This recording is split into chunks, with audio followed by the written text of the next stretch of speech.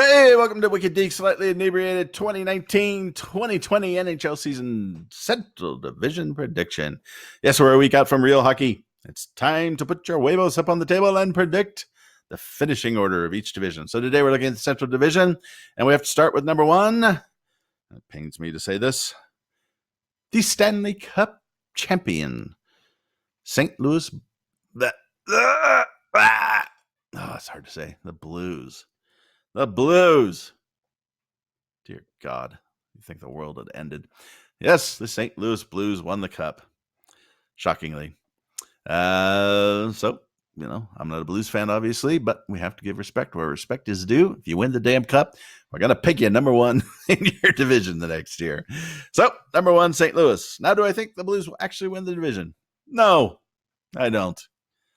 One, you're going to have the cup hangover. Two, this team got on a hot streak. Last year, as we all know, they were in last place in January, went on to make the playoffs, and then got on a hot streak and made their run. I look at that team, I still see a lot of issues, a lot of one-year wonder type players. But, who knows? Maybe they do it again. Regardless, we give them the respect they deserve. Number two, Dallas. Yes, Dallas, the Stars.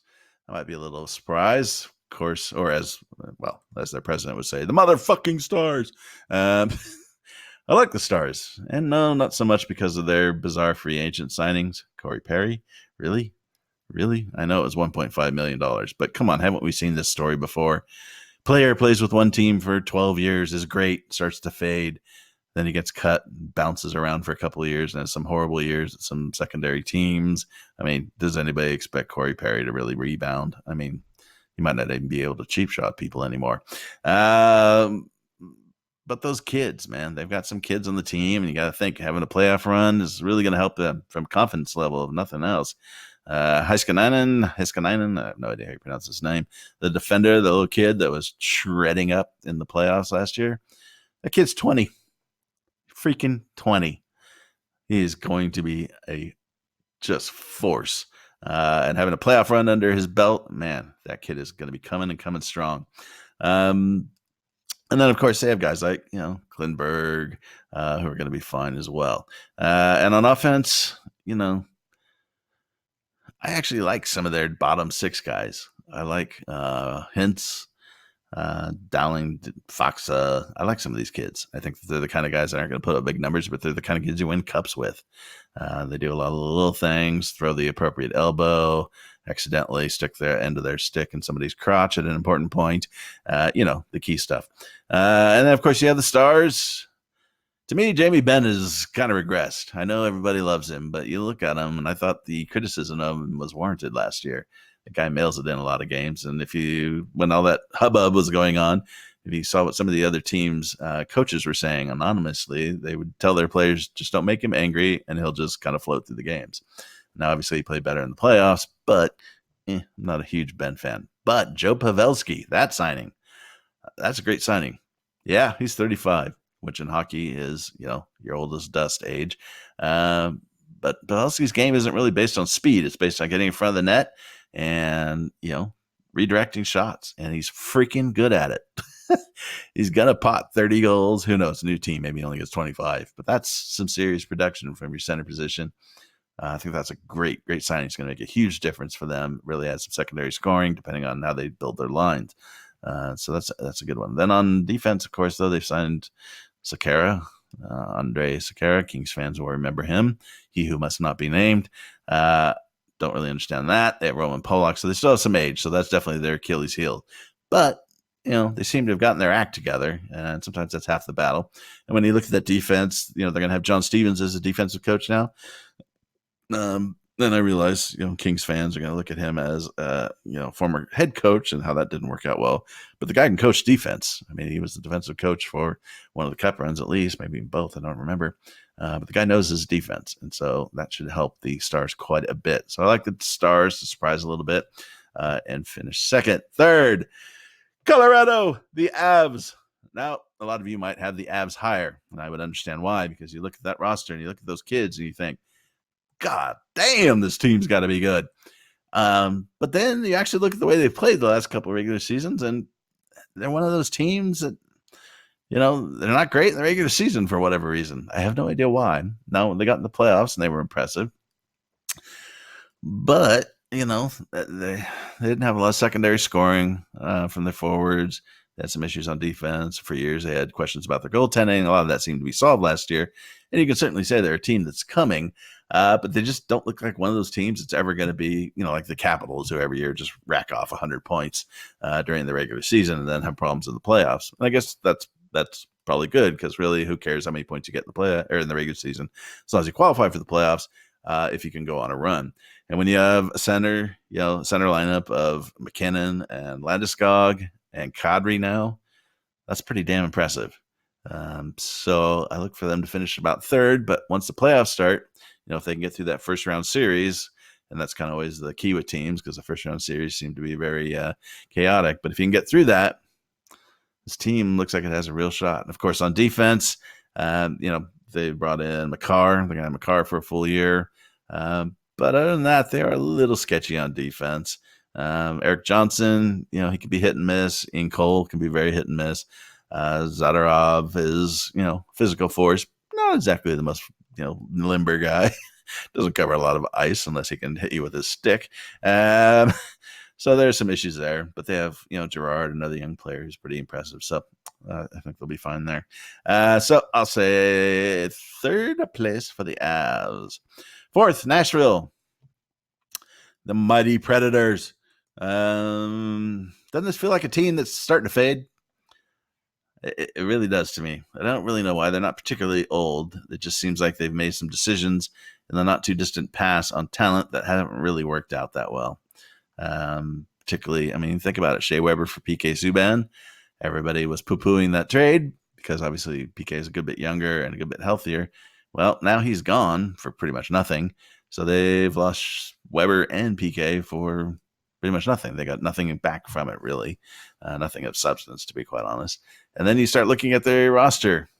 And, their team that wins is a team that don't really have that many stars. Ryan Johansson's their first-line center. Does anybody think that he's a great player? When the Preds come to town, do you go, ooh, Ryan Johansson? No, the guy's he's a trailer park guy who can play hockey. Jesus Christ, what's with the hair? Matt Duchene was their big signing. Again, okay, he helps with the 2C position just because Kyle Turris is so god-awful, to the shock of everybody. But does anybody really think Matt Duchene is the key? The Avs got a lot better when Matt left. Didn't do anything, stellar in Ottawa, though, of course, Jesus couldn't have done anything stellar with the Senators. He went to Columbus and he was okay. Good. Not great, but good. So you look at the forwards for the Preds, they got a lot of good. Not a lot of horrible, but almost no excellent. Really, Forsberg. Philip Forsberg, I think we can all say, okay, here's a top-line forward talent. And that's about it. Maybe Arvidsson. Arvidsson had a really nice season last year, but can he consistently do it? So I don't know. I think the Preds feel like they're kind of fading. Now they're still strong on defense. The Subban trade isn't going to hurt them. Let's be honest. They still have Ellis. They have Yossi, Ekholm. Looks like Fabro or maybe Santini will come in. If not, they have Hamhuis as the vet to come in, although Hamhuis is 36 and farting dust at this point. But they're the Preds. They'll be solid. Not great, not terrible. Solid. I think they get in the playoffs. They got Peke and Rene. Peke Rene in goal. And but he's 36 going on 37. He's an interesting story, though. You see people talk about Jonathan Quick with the Kings, and they say his game won't age well because he's so physical. Well, Peke Rene is 36, and he's, if anything, more physical than Quick. That guy swims around the goal crease like a freaking mermaid. And he's 36 and he's still doing well. So who knows? You look at the rest of the team, you've got Tolvanen. I don't know how you pronounce his name. He was the big grand hope. He came up early a couple of years ago and set the world on fire and then faded into the mist. We haven't seen anything from him since. But other than that, there's really not a lot coming up from, the minors that really going to help Nashville. No difference makers, it doesn't look like. So I'll say they're fading, but they're not completely faded. Fourth. Fifth, Chicago, the Blackhawks. So, it's interesting. There are some teams in the league that are really good at certain things. The Kings. The Kings can develop goalies. I swear to God, you can put any goalie with the Kings, and Bill Ranford and his boys will turn them into, potential Vezina winner. The Blackhawks can develop forwards. I don't know what it is about them, but man, they can really bring in the forwards. And you look at their forward lineup, and it looks incredibly strong again. And of course, you have the big two, Kane and Taves. Taves had a big bounce back season last year, played really well. They brought in Andrew Shaw to provide a little bit of muscle and take some unnecessary penalties. They traded for Dylan Strome, who was a disappointment with the Coyotes and caught fire, of course, with Chicago. Played really, really well. You got DeBrincat, Alex, the Mini-Mite, who obviously is doing incredibly well. And so, on the forward lines, Chicago looks strong again. They really do. They really look strong, and you have to think they're going to be one of the better offensive teams in the league. However, when you look at the other end of the ice, the Blackhawks have some issues. Duncan Keith, once one of the best defensemen in the NHL, he is now not even close. He is 36 years old. He's off the power play. He's a bit of a liability on defense. And he only has 4 more years on his contract at $5.5 million. Not to be outdone, however, by his former line mate, Brent Seabrook, who has what is almost universally considered one of the worst contracts in the NHL. Brent is making $6.875 million a year for the next 5 years, and he's 34. So yes, in 2023, you're going to have 2 defensive players in Seabrook and Keith, who will be in their late 30s, tying up about $12 million of the cap. No doubt both of them will develop severe allergies at some point there. So the answer to this problem from Mr. Bowman in the front office was to trade for Ole Mata, one of the worst defenders in the NHL. A guy so slow, I could skate around him. Seriously, Ole Mata. I have Penn's friends who were like, what the hell are the Blackhawks doing? We never thought we'd get rid of this guy. Now, in Ole's defense, he's had some bad luck, cancer. Yeah, okay. Jesus, come on. More setups. And some other injuries. But seriously, this kid's game is gone. He is so slow. He gets beat like a mule. I mean, not to bring out that bad cliche, but dear God, if the Blackhawks think Mata is an upgrade, holy shit, their defense is going to be bad. And then, of course, I believe they traded for Calvin DeHaan. I don't see what somebody who makes pants, how that's going to help their defense, but there you go. And then they have some run-of-the-mill guys. Connor Murphy or Gustafson can score. Pity you can't play any defense. Now, the weird thing about the Hawks is they have 3 first-round draft picks recently that were all defensemen and all highly touted. So far, they've traded one away, and they have the other 2 who don't seem to have any chance to make the team. And so as good as the Hawks are developing forwards, it seems they have no idea what they're doing with defenders. And so that's obviously a pretty bad sign at this point. Neither of those defenders are even being considered. And then in goal, you have the awkward situation of Corey Concussion Crawford, who obviously helped the Hawks win 3 cups. He's in the last year of his contract. He's age 34. And they signed Robin Lehner. Yes, the force for the Islanders last year in that whole weird why didn't the Islanders sign them situation. Lehner's 28 and looks like the future for all intents and purposes. And so you have that kind of awkward, hey, Corey. Hey, how's it going? Your car is at the door. Does Lehner take over at some point in the middle of this season? I don't know. It depends how Crawford plays. But given how injury-prone Crawford has been, you have to think that's probably the case. And so off they go. So anyways, Blackhawks really strong offensively, really weak defensively. Be interesting to see how it plays out. And then we have the mystery team, the Jets. Yes, the mighty Winnipeg Jets, a team that seems to be in complete and utter turmoil. Nobody really seems to know what's going on. Of course, you have 2 of their better young players, Lane Krampus and the Ginger Kyle Connor, 21 and 22, restricted free agents. I think they're pretty much the last restricted free agents that haven't signed. And Krampus has been saying things to the media that are probably not going to make him a cherished teammate when he gets back, if he gets back to Winnipeg. Going out and blasting your teammates for not giving you enough nice passes is probably not a smart move. But the kid's 21, so of course I never said anything stupid when I was 21. Kyle the Ginger Connor hasn't said anything, but those are two key offensive players for this team, obviously. But the bigger problem they have is, of course, the Buff. Dustin Byfuglien, one of my favorite players, one of the last great hitters in the NHL. And he is currently suspended without pay, not because of anything devious, but because he's trying to figure out if he wants to play or retire.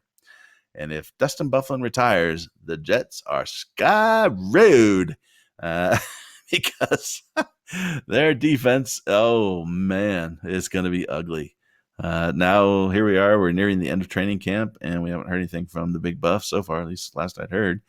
So it sounds like he's probably going to retire, doesn't it? And if he does, here's the defensive lineup for your Winnipeg Jets. Dmitry Kulikov, a guy who was already a disappointment. Joshua Morrissey. Now, Joshua Morrissey is actually a very good defender, and he's only 24. But the problem is he's the only good defender the Jets will have. Neil Pionk. Yes, the Rangers reject in the Trouba trade. Good old Neil. He's a guy. Nathan Balulu. Another guy. Sammy Niku. Sammy could become something, but he's only had a few games in the NHL. He's 22. So, that's kind of a potential future player. And then Tucker Pullman. Yes, the Tucker Pullman. The master of Dungeons and Dragons. I have no idea who Tucker Pullman is. But if you look at that defensive core, I can name 3 guys who I've seen actually play, of which one is good, Joshua Morrissey, one is horrible, Kulikov, and one is Pionk. So how they're going to survive in the Central Division, I have no idea. And because they're going to have to pile money into Krampus's mouth and Kyle Connor's mouth, I don't know where they're going to get money to go get some more defensemen. So the Jets are screwed if Buff retires.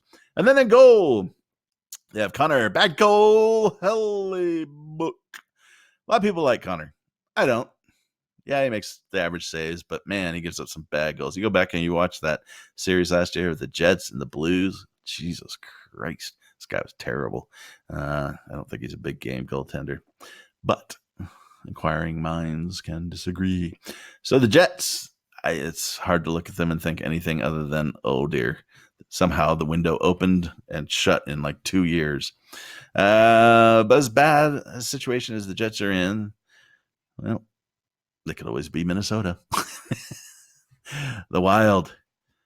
Now, I have to say, the Cherub has done an absolutely great job with the Wild. When he's out there flying around with his little wings and shooting arrows. I don't know how Beduro does it. The guy is perhaps the greatest regular season NHL coach in history. Of course, he can't coach it all in the playoffs, but in the regular season, you look at the Wild lineup and you just think, how the hell does he keep them competitive? This team is just, they are on the cusp of just total meltdown, total rebuild. So they have, of course, the 2 contracts of death from Parisi and Suter. They're both, Parisi's 35, Suter's 34. Parisi is signed for another 6 years at $7.5 million. 6 years till he's 41. Suter's 34. He's signed for another 6 years at $7.538, the same contract. Wow. Now, Suter to me is still viable. Parisi is not what he was, but I mean, he's at least, he can kind of do it. But then you pair him up on the first line with the 1C, Mikko Koivu. He's 36 and coming off of a knee injury. So what do? Well, you look at your 2C and you go, Jesus Christ, Eric Stahl's our 2C. He's 34. We need to get somebody younger. So you rush out and you sign Matt Zuccarello. I actually like Zuccarello, but he's 32, and they gave him a 5-year contract at $6 million. So let's just look at, let's say 2023 or 2022. How about 2022? We're looking at Zach Parise on the cap at 7.5. Zuccarello will be, 36 at $6 million. Miku Koivu will probably be in a rest home somewhere by then. Eric Stahl, who knows? I have no idea who's going to play on this team. Suter, then they went out and they signed Jared Spurgeon. He's 29. They signed him to a big extension at $7.575 million a year. Spurgeon is a good player.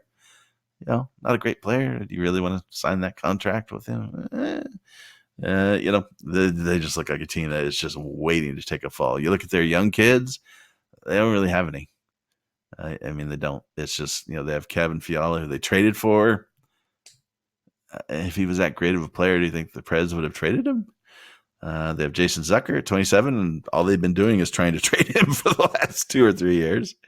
Now, Ryan Donato, he's 23. He can score quite a bit. But if you actually watch Donato's game, he cheats in the sense that he doesn't really play all that hard in the defensive zone. He seems to accidentally wander out to, the blue line area frequently when he should be covering somebody in the defensive zone. So I imagine there'll be a lot of stern discussions with him. Debnik in goal. Hey, it's a great story. He was a run-of-mill goalie, managed to get his act together, but now he's 33, he's starting to get up there. Yeah, it's kind of hard to look at this team and think, wow, they're going anywhere. So I have them last. But if the Jets lose Buffalo, well, they'll probably end up being last. It won't really matter. I still think Central is pretty damn strong, though. Certainly a lot stronger than Pacific. And so I think we'll have 5 teams coming out of here. The Blues, Dallas, and Colorado, and then Nashville and Chicago as the 2 wild cards. We'll go up against Vegas, San Jose, and Calgary. So anyways, that's it for Wicked Deke, slightly inebriated 2019-2020 NHL Season Central Division Prediction. Post your comments below. Deke out.